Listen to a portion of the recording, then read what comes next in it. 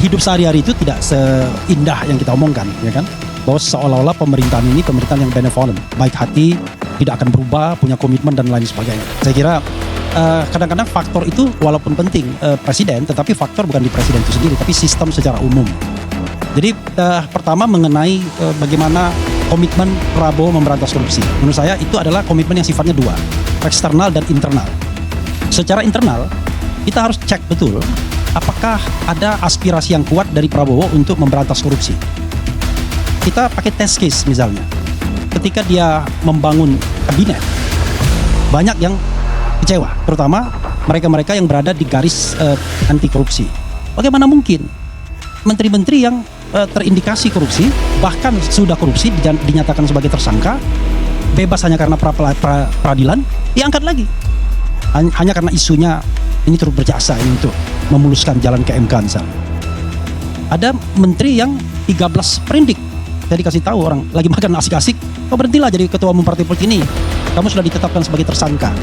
Begitu dia berhenti dari partai politik, lepas, ya kan?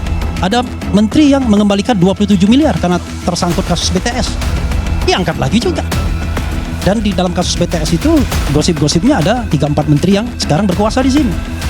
Kemarin saya bertemu 2 hari yang lalu dengan seorang pengusaha yang mengatakan, tolong ya jangan bilang-bilang. Nanti kalau ada KPK saya akan bilang pintunya.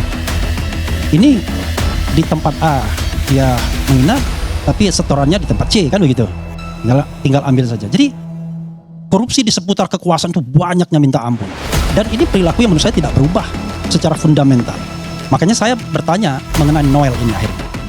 Noel ini apakah sebuah gerak dari nol tadi, ataukah sesungguhnya dia korban saja biar ada lip service dalam hal pemberantasan korupsi? Ini kan menarik ini dari sisi analisis politiknya. Karena kalau kita bicara hukum semua, ya kan hukum kan post factum, ada faktanya, ada datanya kita ngomong. Tapi ini kita ngomong sesuatu yang belum terjadi dan kita analisis ke depan. Ada nggak misalnya motif politik di balik penangkapan OTT atau penersangkaan Noel ini? Ada spekulasi yang mengatakan, wah ini jangan-jangan persaingan geng Solo sama geng Istana. Kenapa? Noel ini sebelumnya kita tahu sebagai Jokowi mania. Dia tahu betul kalau tetap Jokowi mania nggak laku. Karena Jokowi tidak lagi berkontestasi dalam Pilpres 2024. Dia harus bermimikri. Ada 3 calon, yaitu Prabowo Subianto, Ganjar Pranowo, dan Anies Baswedan. Alhamdulillah saya dengar ketiga-tiganya dia sowan semua. Jadi bermimikrinya tidak di Ganjar mania saja, hampir jadi Anies mania juga. Tetapi kelihatannya